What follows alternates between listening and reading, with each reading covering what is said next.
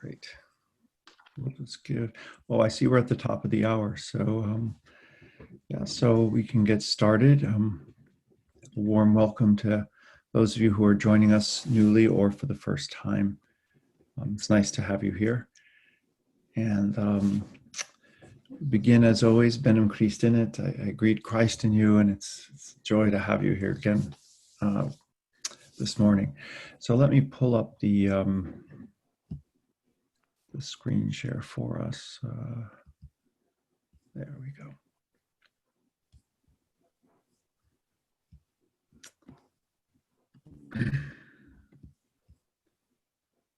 All righty.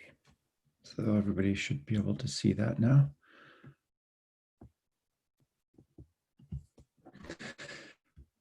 So our opening prayer is a prayer by Christine Sign. I thought it was lovely. So let's place ourselves in the presence of Christ. Let's open our minds and hearts to the indwelling Trinity.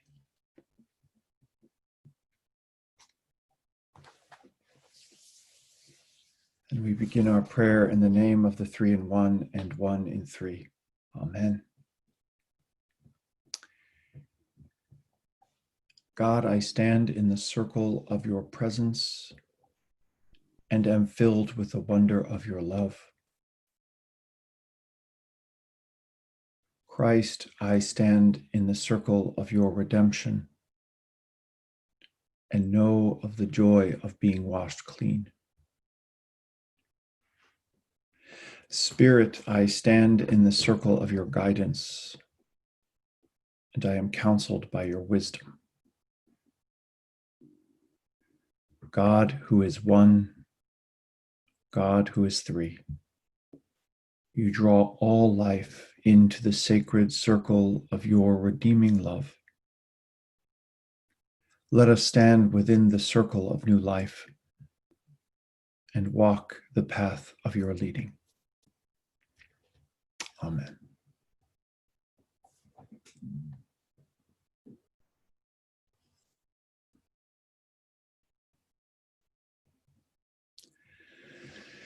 And for those of you who have the book, our reading today comes from page 44.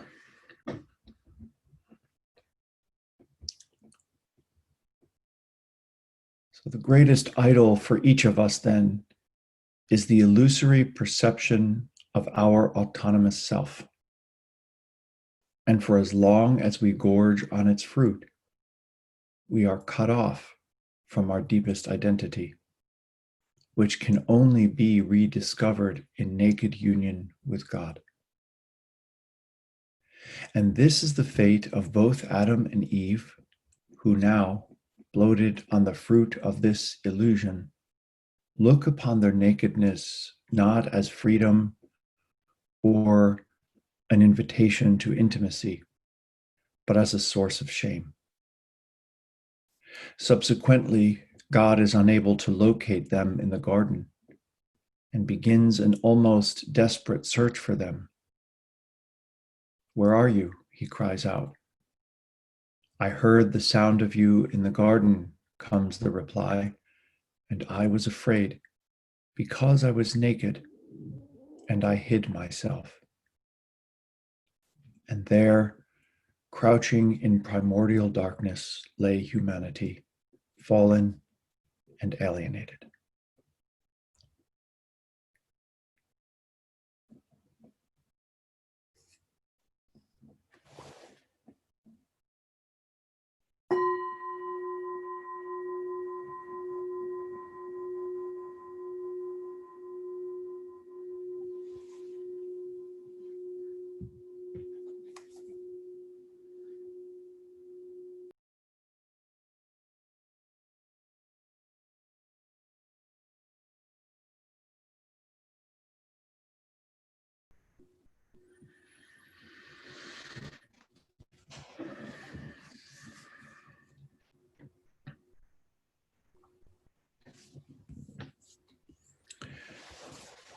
So our second reading spans 44 and 45.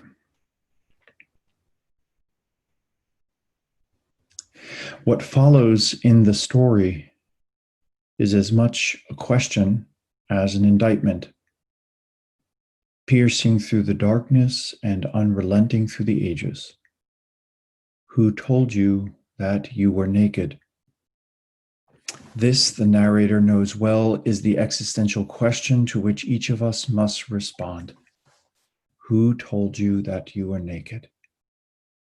That you must hide from me the source of your existence? To what terrible lie have you succumbed that you should think yourself separate from me? The contemplative already intuits the answer, that humanity is caught up in a grand illusion of duality. Having succumbed to the temptation to assert our autonomy from God, we have, as a consequence, been blinded to the truth of our theonomy, that is, the awareness of God as source, essence, destiny, and thus the governing principle of our existence.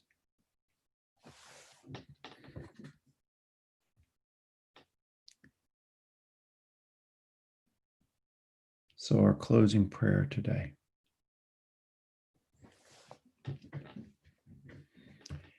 Even now, O Lord, as broken as I may feel, help me to know I am still strong. Give me the grace to hold myself together and keep moving, even though I feel like shattering. Give me the grace not to stop, but instead to be still in your healing love. Help me to know it doesn't have to be pretty or graceful, but that I need only keep going. Amen.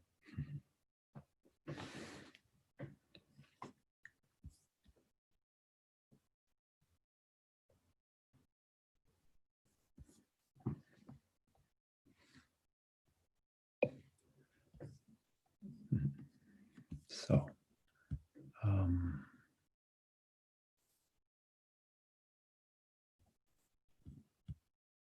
okay. Brother Columba, good morning. Hello, Father. Thank you. Um, I was touched by the sentence, "Who told you that you were naked, that you must hide from me, the source of your existence?" So my question is it true then that your false self, uh, like it feels for me, it's given by God, so that you can have the opportunity to discover him as true source, and also being blinded, it sounds like for me like God know more about this, in fact, that he wants is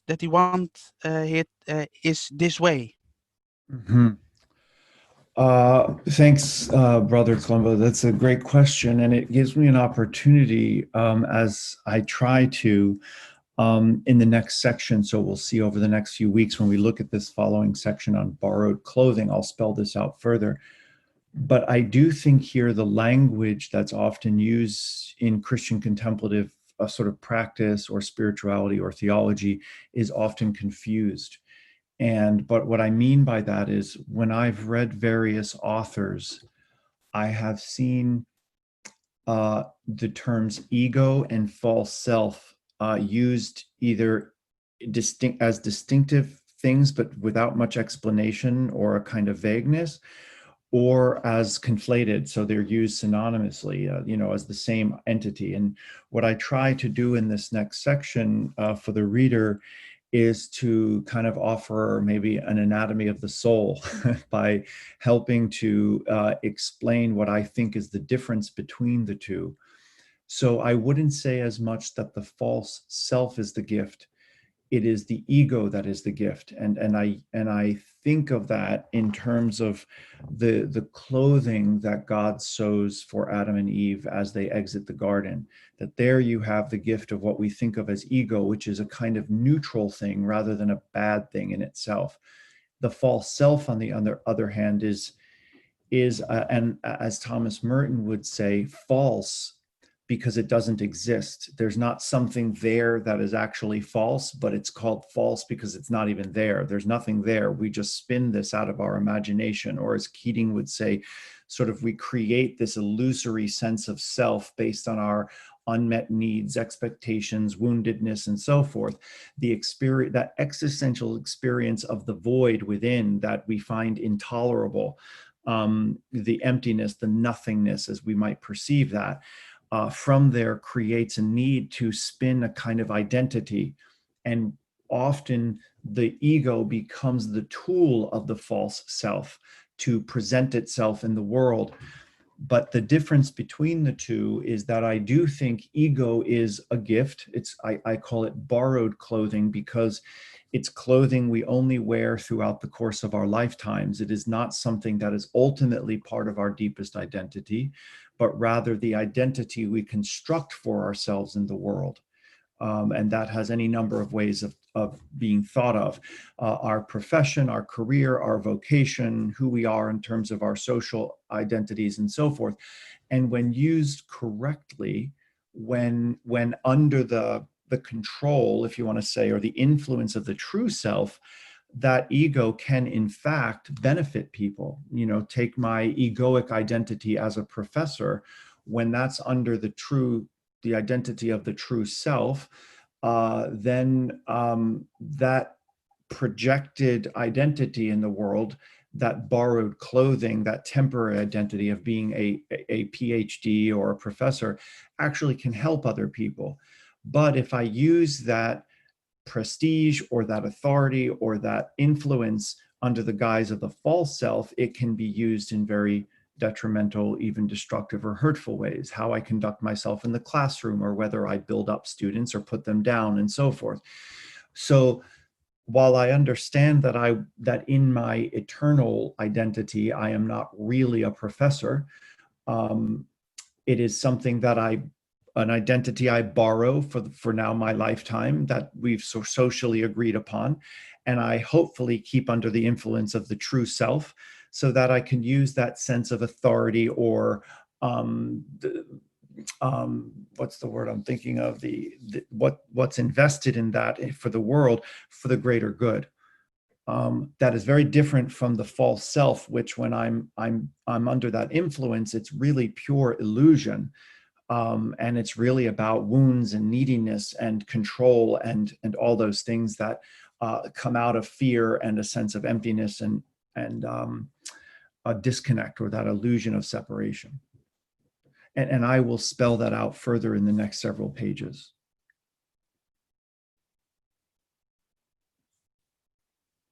Thank you very much. Okay, you're very welcome, Columba. Richard, I think your hand was next. Good morning, all. We're blessed to be here. Gorging on the fruit.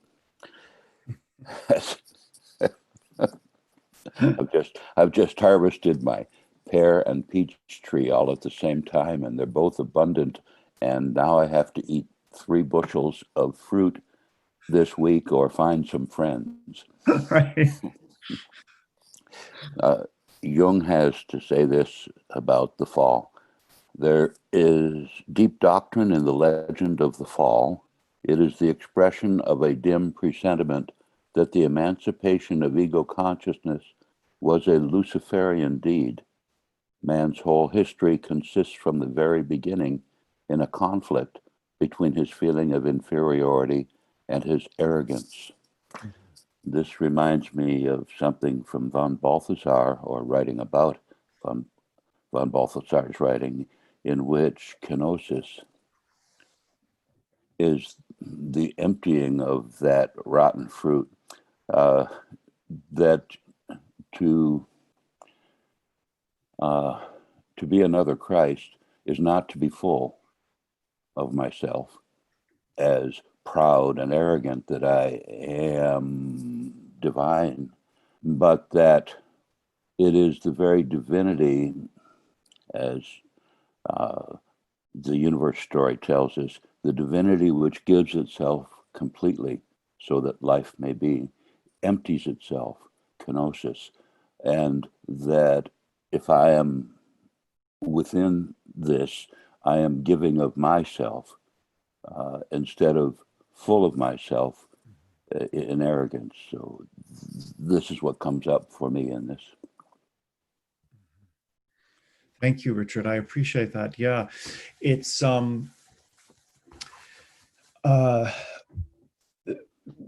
as I try to spell out in the section on borrowed clothing, I think it's so important for us to understand the distinction, which I think is properly made between ego and false self, because in the one hand, it affirms the fundamental goodness of creation, extending to all of humanity, of course, and to creation as well, even first. And so preserves what I think is that Christian, what I'll talk about later is the Christian optimism around the human condition, that there is a fundamental or original goodness, an original innocence that Matthew Fox, for example, tried to address in his creation spirituality, that before the fall, that in other words, whatever we think of as messed up or what we've called traditionally sin is a second moment, is not a core moment of who humanity is. And even though that original innocence spans like a page and a half in an otherwise 3,000 page book, it is still that affirmation that before we go awry, there is that fundamental ontological goodness, if you will.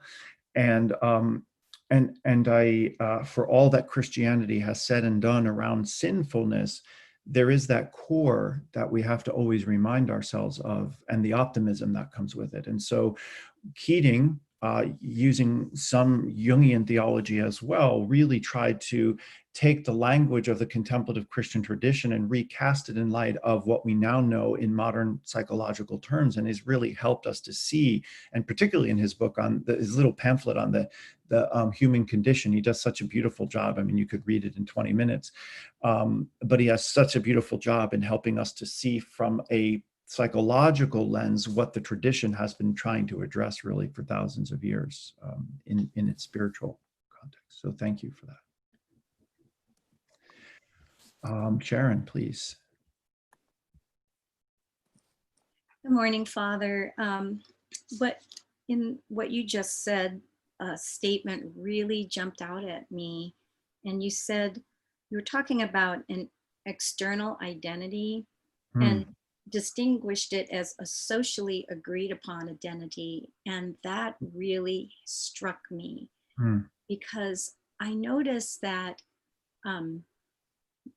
that I am guilty, and I also feel triggered when I it works both ways. Either I'm imposing an identity that I think I have on another person without having been asked for it.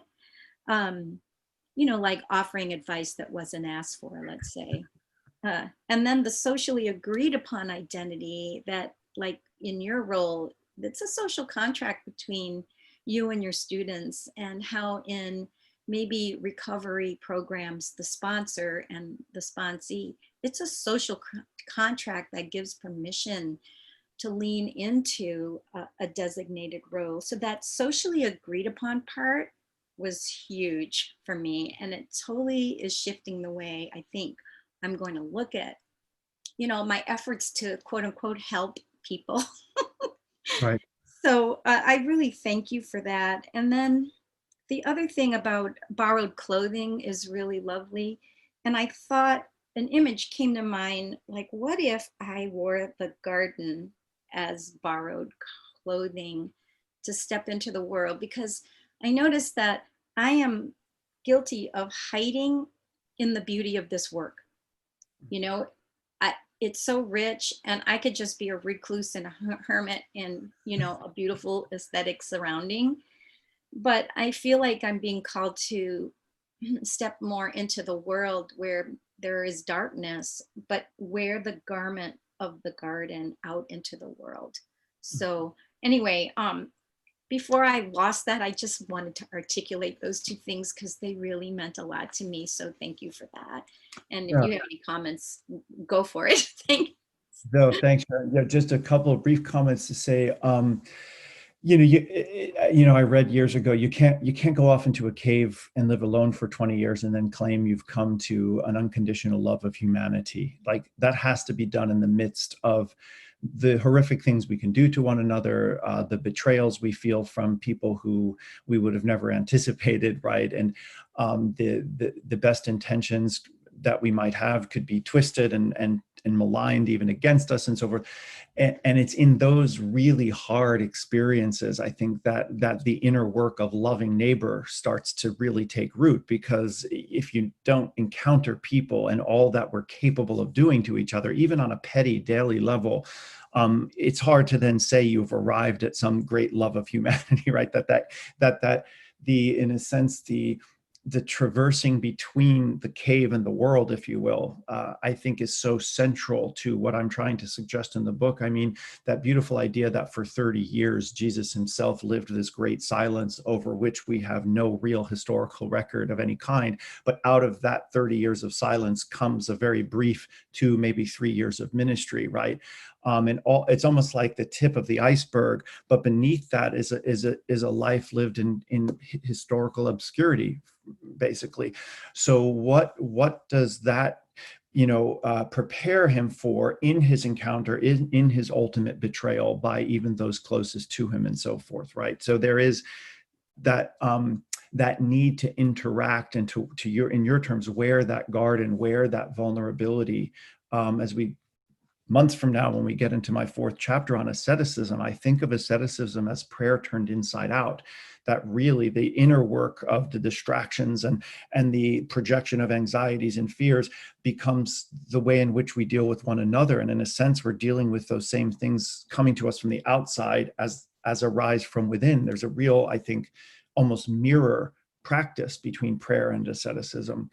And wearing that garden, as you're saying, which I take to mean that nakedness and vulnerability, is certainly, I think, much more difficult than it may seem at first, but on ultimately where we're summoned or called. I'm reminded of that debate Jesus has with the Sadducees. For those of you who have a tough time remembering the distinction between the two, the Pharisees and Sadducees, those two groups that Jesus is sparring with so often, one of the primary distinctions is the question of whether or not there's an afterlife. And the Sadducees do believe in a resurrection. The Pharisees do believe in a resurrection, and the Sadducees do not, which is why they're sad, you see. That's how you're going to remember that. So what happens in this is that he's debating with the Sadducees, who say, are basically confronting him about his teachings on resurrection, and basically propose this preposterous idea where a woman marries 7 men, none of them have any children. And the question is then, in the afterlife, whose wife will she be, right? Which of the 7 will be? And of course, his response is, well, in the afterlife, in the resurrection, there is no giving of oneself in marriage. I mean, even in our current rituals, right, till death do us part, right? So there is a sense in which even those intimate marital relationships and the parent-child relationship that stems from that are biological and social constructions that after which in the resurrected life will essentially be meaningless, that there will be a unity that will be so much more profound, so much deeper, that the whole of the resurrected life will be like a wedding bond between all of us on some level and God. So even those things that we think of as family or tribe or nation, all of those ultimately have to be examined as what Keating calls mythic member consciousness. My team versus your team, us versus them, our greatest school rivals. I mean, right up to, nations warring with each other. So all of those factions are social constructions that we come to believe are actually true of our deepest identity. And the point is, those types of things get shed, is the idea. So yeah, so we explore that. So Sylvia, please. Good morning. The fall is something I've spent decades grappling with, because I, as we all do, see it as the root, core, and cause of all of our personal and collective travails and disasters. And what I came to was, for myself, was the belief, the experience of the fall as the label for the experience of my false self emerging and deceiving me into believing and experiencing myself as separate. So just as we cannot truly become something we are not, or become separate from something we are inextricably one with, the fall is the label for me, for the rising of that illusion. Mhm. And in fact, I am not separate from God, and I have never been, and I never will be. But the fall is that amazing one word that encapsulates both the rising, this is my construct, the rising of my false self simultaneous to the experience of this ever widening gap of separation and the embedding of that illusion. And anyway, so it kind of takes the for me the power out of the word the fall as some act that occurred, that this curtain went down and the sword cut, where it's a label for the arising of this illusion. And that's been very very powerful for me, and I'd love to hear your feedback. Yeah, I Sylvia, I mean, I feel everything in the way that you're describing that, I feel is very consistent with what I would be trying to say. So I think it's a beautiful way of thinking, and I kind of like the way you even reverse fall and rising. At these movements are sort of the same. The rising of the false self, or the consciousness of false self, is the fall on some level. That there's a kind of nice paradox there. And I think, though, that, and we've touched on this in recent conversations as a group, that we don't want to demonize the rising of knowing that the story of Adam and Eve is indeed mythical and not historical, and therefore not a literal unfolding of events, right? But is indeed speaking to some deeper rising of consciousness. We don't want to demonize the idea that we are coming to an independent consciousness. This, we know, and from an evolutionary point of view, is a good thing. It's a beautiful thing. It's what allows us to be creative and so forth. But that the problem with the false self is that it wants to claim to be an island unto itself, right? Rather than to understand interdependence, it thrives on a need for independence from other people, from our natural environment, ultimately from the divine. And there is the falsehood in it, that it is the deception that in fact we are interdependent. And the term that I use here in contrasting theonomy from autonomy tries to get at that, where theonomos is basically from the Greek, the following the way or the law of God. Nomos is law and theos, right? So we want to follow our own law, right? Our own sort of separate independence, rather than recognizing that our truest and deepest identity is in relationship, primarily with God, ultimately with others and self. And when we sever our consciousness from living in that Christ consciousness, if we want to call it that, this is where all the problems arise. Right, when I see you as separate, rather than come to an idea that you're not separate, even though you're distinctive. And that's the fine line, is that, if you're the eye and I'm the ear, there's the distinctiveness, but it's an eye and an ear on the same body. There's the interdependence and the unity that ultimately I think the gospel holds out as our deepest identity. So I think you've articulated that beautifully. Okay. Tina, please. Yeah, hi. Hi. So what happened to me when you were sitting in the 25 minutes meditation the sentence "Who told you that you were naked" was kind of the one that touched my being, I could say. And what I could see, what it felt like in my own being was, what if I can land here and just be here, and then I could step out of hiding, just a little bit out of hiding. What does that feel like? How does that come about? And I could feel that I came through this layer of tolerating, not knowing, not knowing what is going to happen when I land more and more in my own being, more and more in the present being, and going through these layers of emotions that feels like they're stirring here. And I could grab onto these emotions and thinking and go into them, and I could also not do it, because the moment I could feel that I would be captured by something that would stir, or something that would stir in my mind, again, I would go back into hiding.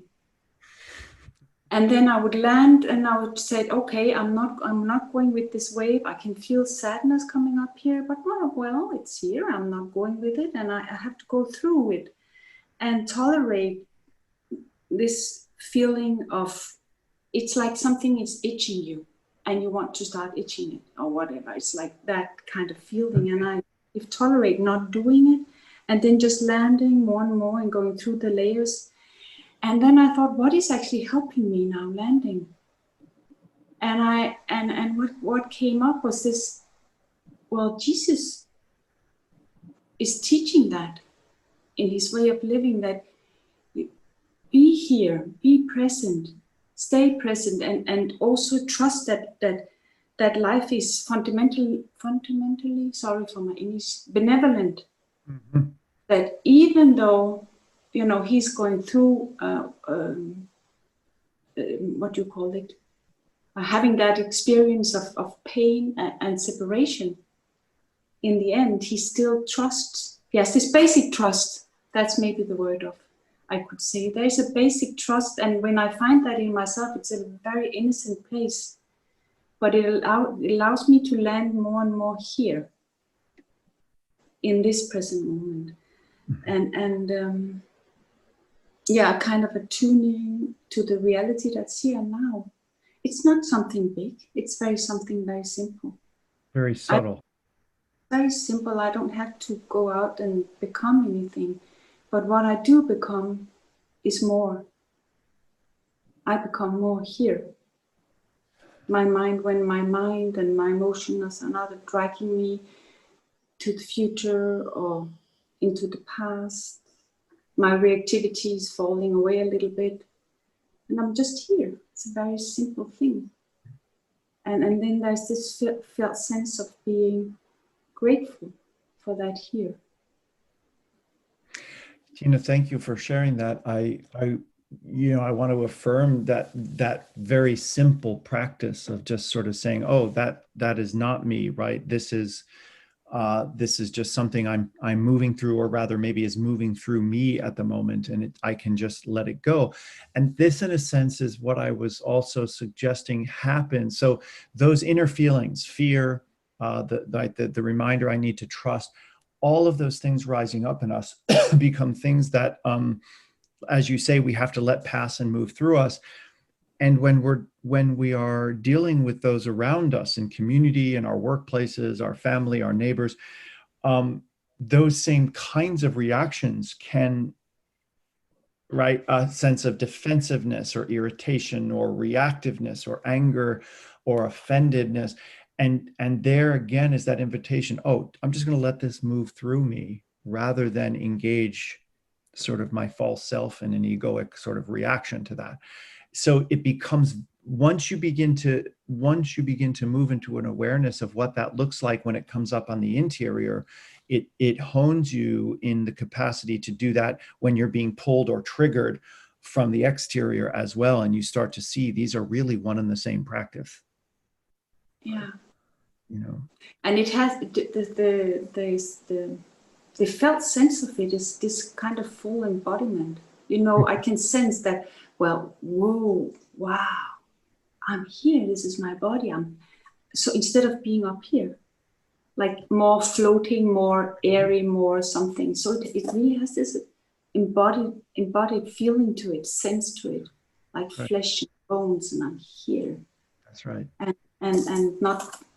So I could maybe what to call it, attach myself to all kind of concepts and stories about God, and God is this and God is that, and Christ is this and Christ is that. But I could also not do that and just stay with something very, very basic.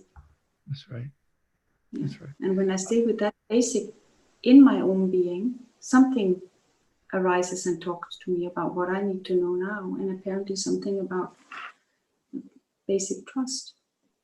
It's why I often speak of contemplative readings of scripture as embodied readings, to really read it with your body and not just your mind. What is your, how does that, what gets revealed to you in the bodily context, in your body, not just in a thought about a reading or reaction, an intellectual reaction, but where does this bring me to? You know, as a revelatory text, your body becomes a revelatory text on that level. So yeah, thank you.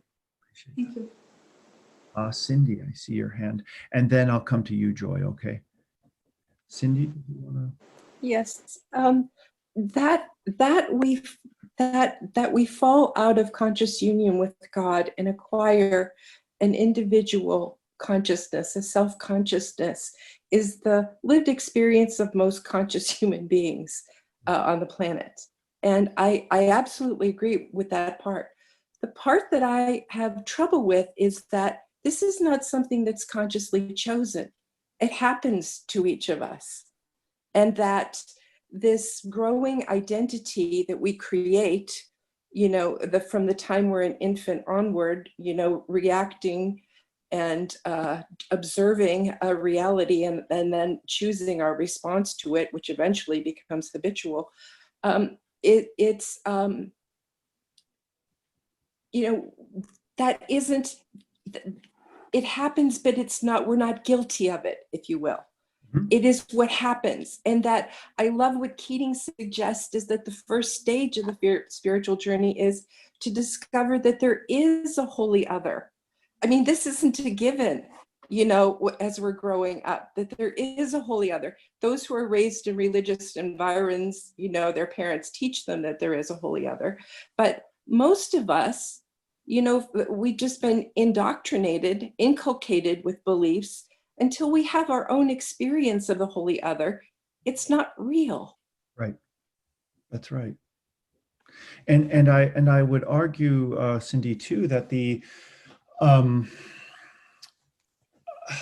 you know, and your point about this, that it's not something we're guilty of, and I think the most helpful way of thinking of original sin is indeed not something we're guilty of, but a brokenness of the world into which we are born, and without our even awareness influences the way we think, the way we judge, the way the way we develop prejudices and biases for all kinds of reasons, that these are in a sense inculcated or taught. We sort of absorb these from a very broken world, and because of that, we have to look beyond what assumptions we might have about the world, because it just seems to be the way things are. And the spiritual life really becomes about looking beyond that surface to see the truer, realer thing. So that thing that's always attributed to Eckhart, even though in all my research I couldn't find anywhere that he actually said it, but the idea that spirituality is more about subtraction than addition. It's really about removing perceptions, moving beyond them or beneath them to see what's real. Because in fact, you're right, there is a givenness to the way we're taught to be in the world. And that, I think, looking at original sin as a deficiency rather than a dark stain on the soul in a personal sense, but rather a broken world into which not only we are born, but we end up contributing because we absorb the ways of that world and then continue to project them. This is I think the it's like I say, you know, the analogy I give of, you know, if you've ever been a kid in a round pool and everybody sort of goes to the edge and spins in the same direction until you have that whirlpool going, it's very hard when you turn around to fight that current. Well, the world is such that there's a certain current built around getting and spending and competing.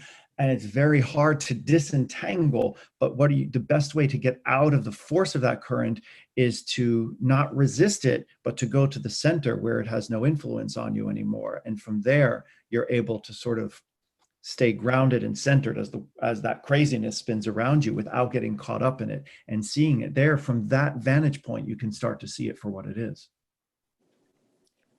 Yes, and the way it's presented, at least the way you presented it, was it's something that's consciously chosen. And my point is simply that it's not consciously chosen. The falling into consciousness happens. It's a given.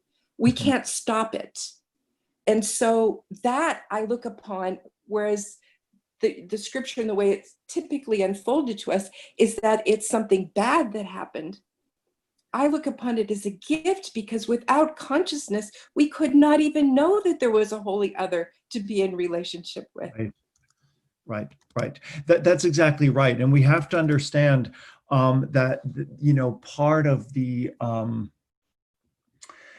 way in which, as I mentioned last time, that our myths are told to us are after the fact, right? It's a primitive way of trying to establish on some level an answer for something that already is, rather than understand the myth as the actual thing that gave rise to what is. So we have to see them on that level, right? And they're really about trying to understand how the world is and what that says about the divine human relationship, or human relationship with the gods, if not God, right? So just understand that we don't want to, you know, I've often heard people make valiant efforts, for example, to try to fit what we now know about evolution into the 7 days of creation. And this is a terrible mistake to try to make, as if that can actually be done, or because it confuses the myth of creation for a scientific account of the universe. So at the same point, we don't want to try to fit a modern psychological awareness of consciousness into a primitive myth.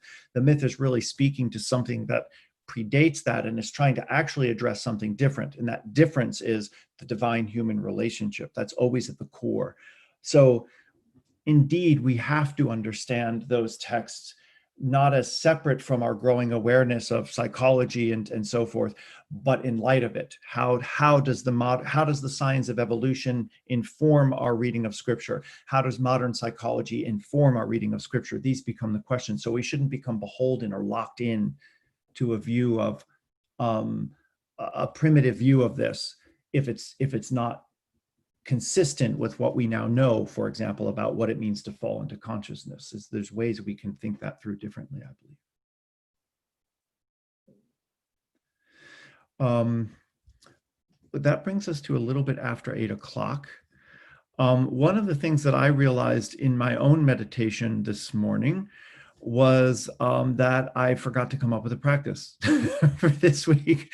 So I so apologize. It suddenly occurred to me, and I didn't want to get up and try to type it and disturb anyone. So I just completely blanked on a practice today. It's been a crazy week with the fires here and all, and I think my mind is a little bit preoccupied. So I would like to, though, turn, at least for now, and look at, for those who are able to stay, look at our practice for this past week and move into that discussion for us. Yeah, Joanne said no homework. Indeed, your homework is to just keep sitting in your silence. But let me call up, if I can, last week's practice for us, so that we can sort of be reminded of what that is. And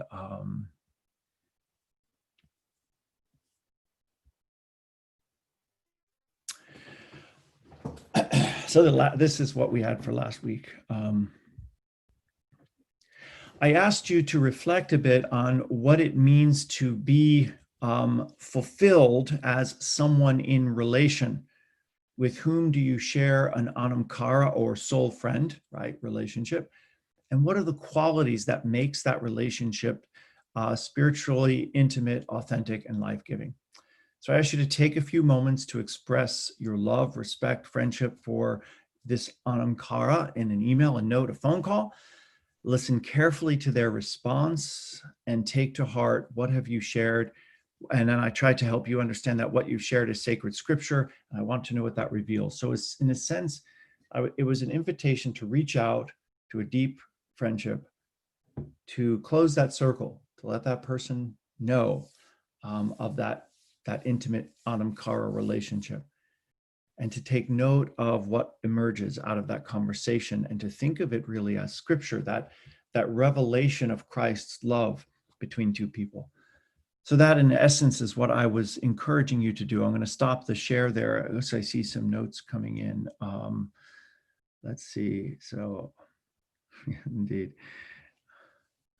Okay. Oh, Joy, I'm sorry. I was reminded that you had your hand up. Yes, please. Joy, do you know how to raise your electronic, that little blue hand? Do you know how to do that? Okay. You need to unmute.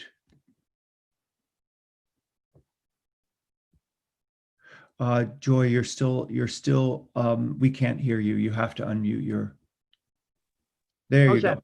Yeah, there you go. I just have a quick question. And no, I don't know how to do that electrical thing. Okay. The question is, you were talking about the Pharisees and the I don't know sees, whatever they were. And how that when we die, it isn't a marriage anymore. It isn't about our relationship with the flesh and our family. We go to a place where that we're connected with the all. And what my question is when we're doing meditation, is it possible to get glimpses of feelings of what you were talking about, that feeling of connectedness, the feeling of all that feeling of, it's a very humbling feeling or experience. Is that possible in this life? Yeah, I absolutely think it is possible. The thing about it's a tricky question. So yes, it's absolutely possible, but it can't be programmed, right? And it can't be, it's not like, if I do X, Y, or Z, this thing will happen. Right? So it's really about grace, I think. And traditionally, the types of experiences you're talking about are called consolations. And that's of an umbrella term, which could mean any number of wonderful things, experiences, insights that could happen during a period of meditation or at any time, really. Remember, Thomas Merton has that beautiful experience on, I believe it was the corner of 4th and Walnut in Louisville, Kentucky.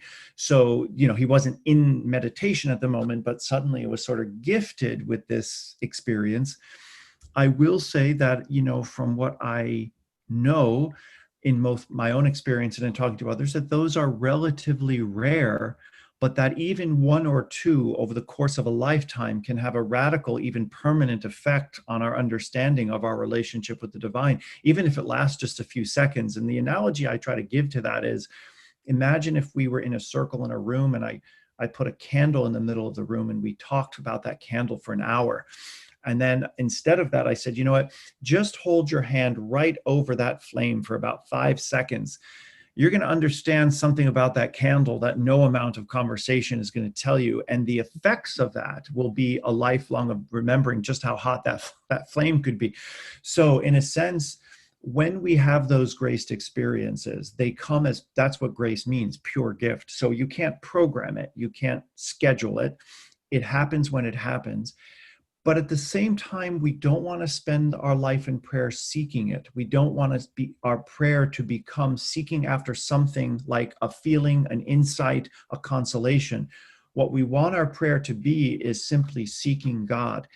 And so I want to encourage you to really bear in mind that it is precisely in the most dry and boring sort of and uneventful prayers that your prayer is most pure, because you are doing it simply as an act of worship, an act of love, without expecting anything in return or having an agenda for some blissful moment, right?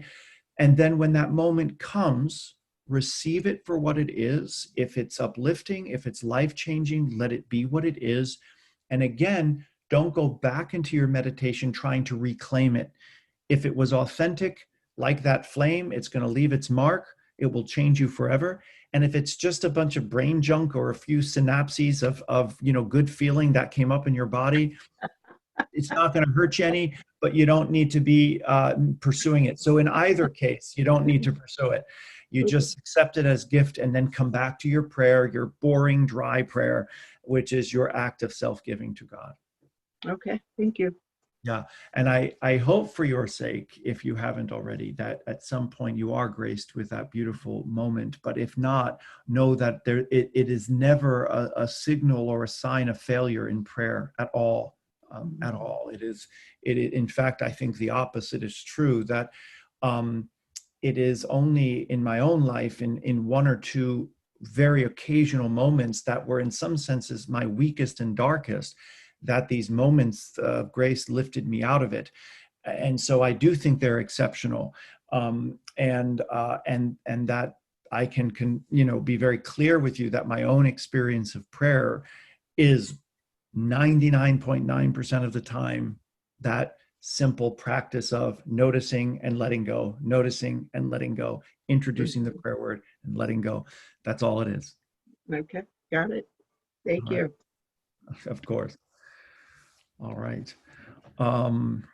Okay, did anybody want to share? Did anybody take me up on my offer to go call a friend or be in touch? And I'm just wondering what that was like for you. And yes, Wanda, please. Hello. Of course, you see, I'm new to the group. I'm glad to have you here. I'm glad to be here. In fact, my Anam Cara introduced me to Centering Prayer and to this group. So I am so grateful. So the assignment, the only thing I had trouble with was deciding what stationery I wanted to write my note on. I was so excited to share the love. So thank you for that. But as I thought about why this woman is my Anam Cara, I thought about the fact that she is a safe place for me to be vulnerable. I've never had to pretend with her, good hair day, bad hair day, whatever kind of hair day. And just to be able to have a friend whom you can just be vulnerable with over, I think now, maybe 15 or 20 years is just wonderful. And she is intentional and always has been intentional about nurturing our relationship. And for me, that means that she sees value in being in relationship with me. And that's so special. She is teachable. We learn from each other, which is so enriching. And she desires to live in intimate union with God, and that is our key connector. With other friends, I may talk about, did TJ Maxx have a good sale this week, or what was a great restaurant I need to check out, but my conversations with my Anam Cara are always deep and intimate about God. And I just, she throws me out a lifeline all the time. And I do the same. So I loved this assignment, and it just brought such smile to my face to do it. That's beautiful. And Wanda, so thank you for sharing that. I'm not sure if it was your experience or not, but I was once told by by the person who introduced the concept of Anam Cara to me. It was actually a Trappist monk. And I once said, to him, I understand that close friendships take a long time to develop. And he said, actually, before you make that assumption, think back of anyone in your life, which are inevitably just a handful of a couple, three people, right? You don't have 700 Anam Cara friends on Facebook. I'll tell you that. That's not a definition of an Anam Cara, the Facebook friend. But so when you really think about who in my life are that Anam Cara, he said, it isn't really true when you think about those people that it takes a long time to develop. He said, it's been his experience, and I have to say, when he said it, it was mine too, that there is something instantaneously there that then unfolds, but you really know it from the beginning. It's not something you have to, isn't that true? Yes, it is. So I was It So it's a beautiful thing to have that. And then what unfolds is what you knew was kind of there from the beginning, which is a beautiful thing. Yes. Thank you. I'm glad you enjoyed that. And thanks for sharing, Wanda. Thank you for listening. Of course. And Judy. I want to thank you for this homework. It was wonderful. I have an Anam Cara that who I met in a Psalms group, and we instantly, it was a prayer group, we instantly connected. We did some Ignatian work together. And so but I hadn't talked to her in a while because of all this stuff going on. And that's how we connected, through the spiritual work we were doing. We don't know a lot about each other otherwise, but every time we meet, there's that connection. So I emailed her, because we haven't seen each other in a long time, and expressed my appreciation and made a suggestion about something we could do together. And we met yesterday in person, and we're going to be reading Anthony DeMello's meditations in his A Call to Love, I think it is, where he has 30 meditations on attachment. And so there's this reconnection again that thanks to you has happened.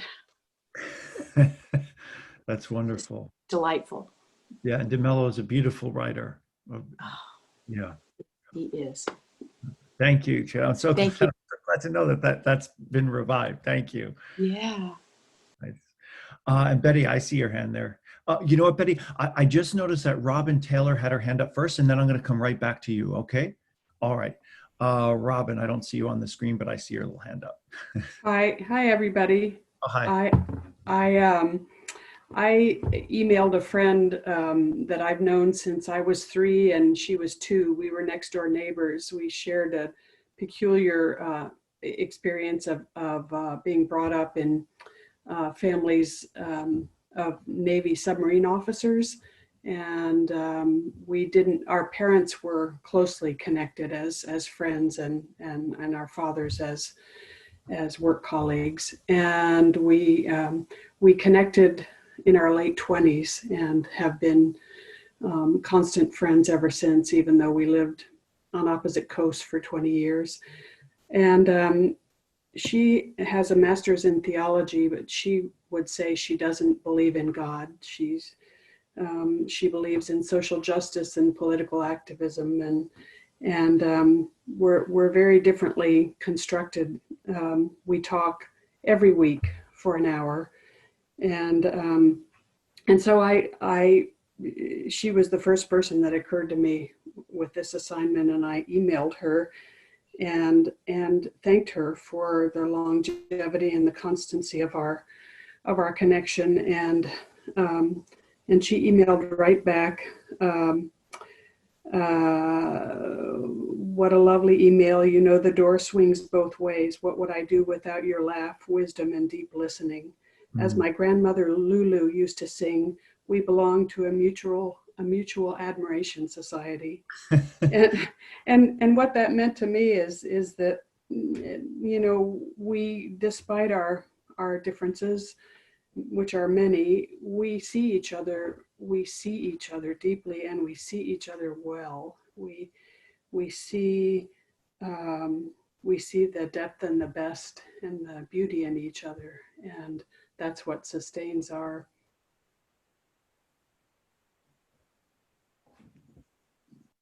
Did we lose you there, Robin?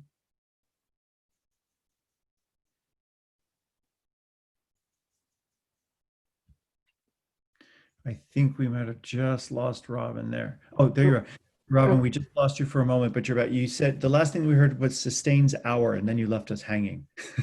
Oh, okay. Let's see. Where was that? The how I would define the anamkara nature of our relationship is how we see each other well and deeply in the face of our many differences and dissonances in our perceptions of the world and our what's important to each of us. We are sustained by how our ability to recognize each other, what we see in each other, and the beauty, the beauty of that, because that doesn't happen necessarily in a lot of close relationships. I don't feel as seen and as just unconditionally accepted by many people in my circle as I do by this anamkara. So thank you. Mm-hmm. Yeah, Robin, thank you for sharing that. And I think what's so beautiful is the as you call the dissonances between you don't diminish your capacity to be vulnerable and to have that mutual admiration and to be able to be free in that is such a gift. I think of anamkara relationships really as kind of the eighth sacrament. It really is the context in which Christ is revealed to us in the flesh, right? The body of Christ it's Christ kind of loving Christ in a sense, in and through one another. So it's a beautiful way of understanding that. So thank you for sharing that experience. Nice. It's scripture. And okay, Betty, as I promised, and then after Betty, I see Ruth, your hand is up. Go ahead, Betty. My anamkara, I started thinking about this last Saturday, and I thought, who is my anamkara?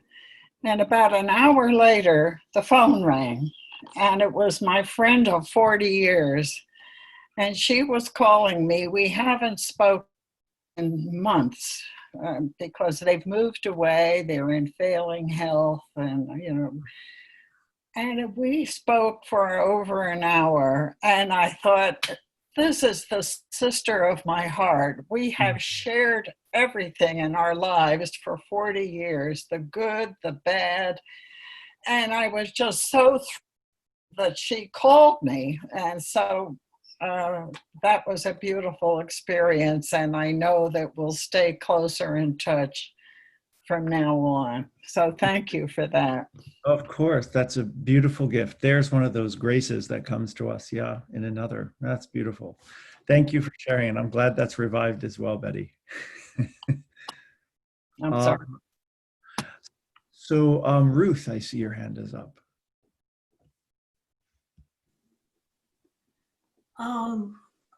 Like others, I knew immediately who this person was. And in fact, I had told her, I had used the words anamkara.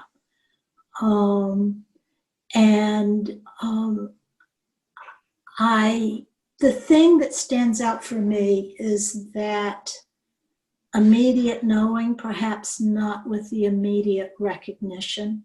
Mm-hmm. This friend and I worked together for a number of years, and we worked very well together. We both worked in autism, so we worked with families who were very vulnerable and children who had really great needs. And we were sitting in her office one day, and she said to me, "Ruthie, you're a godly person." And it just really struck me, because while her path was always very faithful to God and the scriptures, my path was a much more rebellious one. because of the struggles of being in a church and hearing the teachings and then seeing the hypocrisy on the same Sunday. And that recognition, and I didn't deny it. I said, yes, I am, even though I didn't publicize it.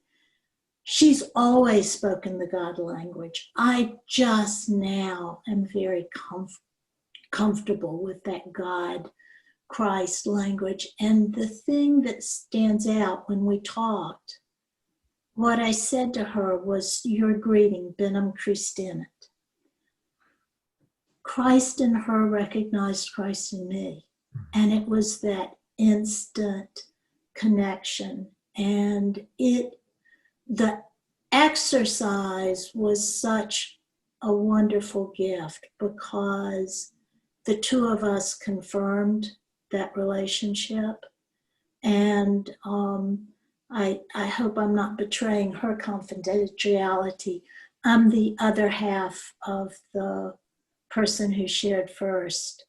And it is so wonderful to share these experiences together. So thank you for this.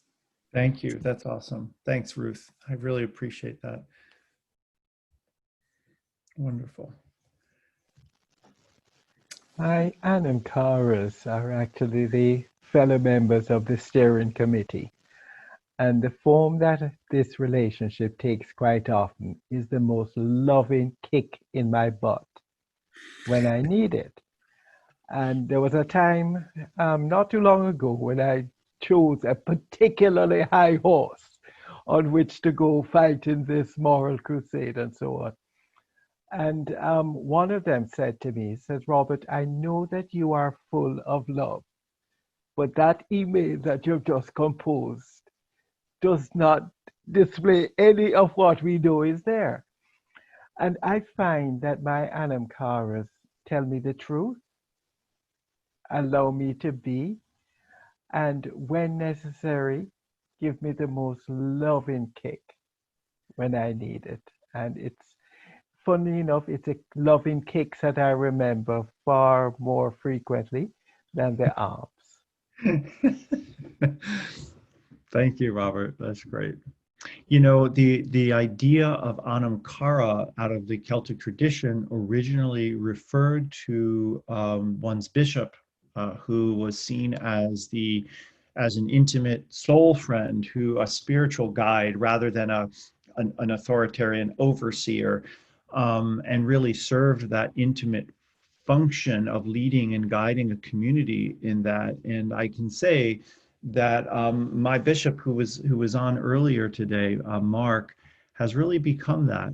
He's a good man and he has a pastoral heart. And in fact, he's going to be offering us one of these sessions on Tuesdays. I believe, is it 8 Pacific, Robert? Is it 8 o'clock Pacific time on Tuesdays? I believe that's correct. It should start in a week, I believe. I think early September. So a wonderful guy.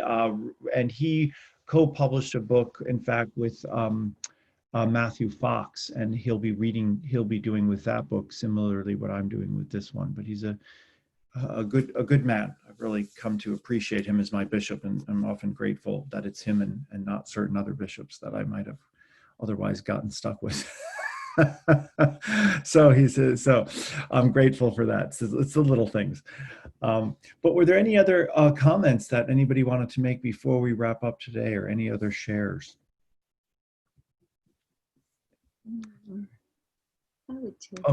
Okay. Now the hands are going. Okay, Margaret Mary, I see your hand first.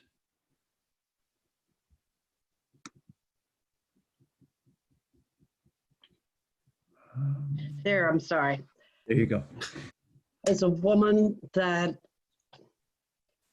I don't remember exactly how we met. She was a nurse on one floor and I was the chaplain on the other end of that floor.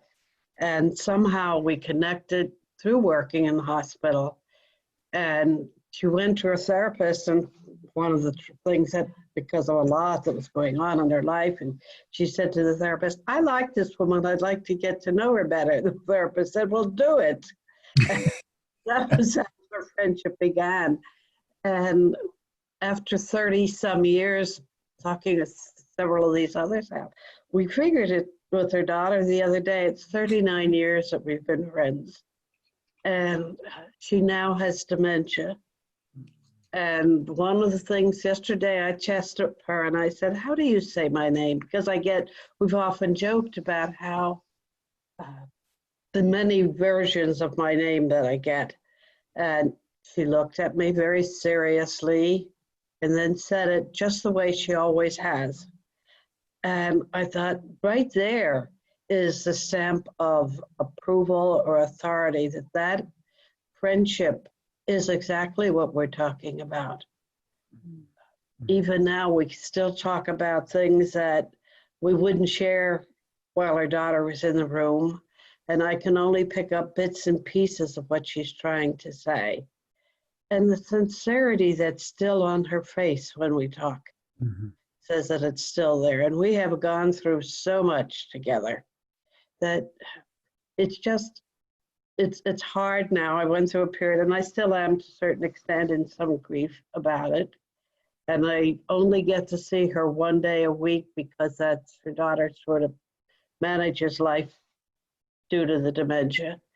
But that one day a week as I come home, sad but glad that I was there, grief at the changes that I see, and yet at the same time, reflective of what we've done and with gratitude. We even had a point where for some reason, and neither one of us ever remembered what it was, we stopped talking with each other. And then she came to see me when I had moved into New Jersey, and she said, I love you just like a sister. And I realized that this was something she's not inclined to say. She doesn't talk about love because of the pain that she's had in her life. So I'm grateful for it, as painful as it is at this time. It's beautiful, and I'm sorry to hear that she's struggling with that. But you touched on two things that I heard others say that I see almost as complementary. That the Anam Cara is someone who gives witness to our lives. That Anam Cara is someone who sees us, and someone who knows our name, our true name, our deepest name. It's beautiful. Yeah. Thank you, Mary. Thank you. Sharon, please. Hi, Father. I just want to give a quick shout out to two Anam Caras in my life. And one is my spiritual director. And then the other is, well, everyone in recovery who I am working a program with serves that in the moment, in an outreach call, but particularly sponsors and sponsoring others. Is an amazing relationship where you do bring your nakedness and it's so safe, and that space is created in those meetings and with those people, and it's very sacred to me. So I just wanted to share that. Thank you. Thank you. It's good to have that and to know it and to recognize it. It's really that, yeah. I always tell my college students to go through their 700 friends on Facebook and delete anybody who they can't call at 3 a.m. because they're not your friend. So it's sort of a way of putting into perspective how limited they are. So anyway, Anna, please, good to see you, dear. Nice to see all of you. I just want to remember the first way I learned about Anam Cara. I was not in a religious context at all. I had never heard of the term, but I met a friend who was from France, who I used to visit with when he would come to scientific conventions in San Francisco or to visit his headquarters. He was a director of a large research lab on light. And he would tell me the most fascinating things about light and talk to me so I could understand the physics. And my early training was in music, and so I was interested in sound, and I would talk about the sound, and they were both waves. And I know this is getting kind of technical, but we really connected. And he told me that I was his Anam Cara, and I'm like, what's that? And, you know, he explained. And, you know, even when we don't talk for 5 years, it's like instant, nothing changed when we talk or write. And even though it wasn't a religious context, waves and light, when I started coming back to St. Columba's and, you know, embracing Christian contemplation, I've thought about the things that he said, because light isn't a topic. You know, you read about light all the time, and you know, there are things that are very similar and that inform each other. And I appreciate his friendship and learning about Anam Cara, and now I know it in a different way. Anyway. That's beautiful, Anna. Thank you for that. And indeed, how we come to, I think, know the concept before we understand even what to name it. And that often is the case, that suddenly there's a name for a reality you've known all along, and it's like, oh, that's what I've been experiencing. So it's good. Thank you for sharing that. Martha, I see your hand up. I'm just going to pause real quickly before we come to you. I think Del, your hand was up. I didn't know if you still wanted to offer something or. Yes, Father.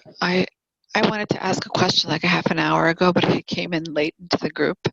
It's not about the Amankara, it's about something that you talked about previously. Is it okay if I ask the question now, or do you want to finish with the Amankara questions? Sure, I'll tell you what, let me just finish. I'll take Martha's comment for Anamkara, and then for those who would like to stay behind, I'll respond to your question, Del, and if people need to go, then that's fine, but I'll stick around, Del, so at least I can offer a response, okay? Great, thank you. Sure. Martha, go right ahead. We'll take your comments last. Thank you. Yeah, I just wanted to mention my Anamkara, my friend Susanna, or actually from Switzerland, and generally called say, but I believe would say in college. Martha, we were both yeah. We're having just a little trouble hearing you. Do you happen to have a mic hooked up that you could unhook? Because that often helps those cases. Sometimes those mics don't connect well.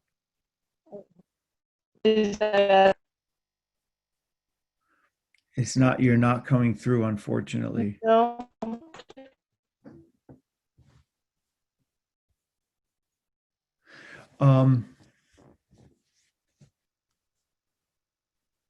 Maybe on the phone. Oh, could you move closer to your Wi-Fi, or maybe that would help? Okay. Yeah, maybe if I just move my phone a little bit. Yeah, it might get a stronger signal if you're closer. Go ahead, give that a try. I'd love to hear what your experience is. Okay, I'll just move a bit. Sometimes that works. Any better? Yeah, that is better actually. Better now? Yes. Okay. Yeah, just thinking about Anamkara, my friend Susanna, as she's fondly known, Saint Susanna, and she'll call me Saint Martha, but we're no saints, I tell you that. We've been friends since college, and we were both religious studies majors. That's where we met. And funny enough, we took a class, and it was a class in mysticism, I believe it was. And her and I, nothing alike. We sat on opposite sides of the room, and yet the professor would always get us confused. I don't know why, but we've been on this journey together for 30 years or so. And it's great to have someone to on a personal level, on a theological level. Also, you know, we discuss many different things, and interesting how life is. About at the same time that my mom was diagnosed with dementia, so was hers. And it's been about 9 years now. So we also traveled this path together and support each other. So it's it's been a long and loving and wonderful and supportive relationship. And what strikes me in sort of what you're sharing right now, Martha, is how the difficulties in an Anam Cara relationship don't ultimately separate people, but bring you closer as you walk through that together and to accompany one another in those things. It's a beautiful witness, to be sure. It's very similar to what Margaret Mary, I think, was sharing with her own friend now as well. Thank you. Yeah. Thank Sylvia, you. you're welcome, Martha. Sylvia, quick comment? Yes, very quick. I'm blessed with 3 Anam Caras for decades, which is my greatest, I think, one of my greatest treasures. And that we all 3 studied with John O'Donohue and went on retreats. And in 1997, he came out with this incredible book, Anam Cara, a book of Celtic wisdom. And we all 3 read this together and read it aloud to each other. And because of the fires, they're just 2 miles from my house. They're calling me every single day, writing me love letters every single day. So anyway, but this book is just exquisite. Anam Cara by John O'Donohue. And thank you so much.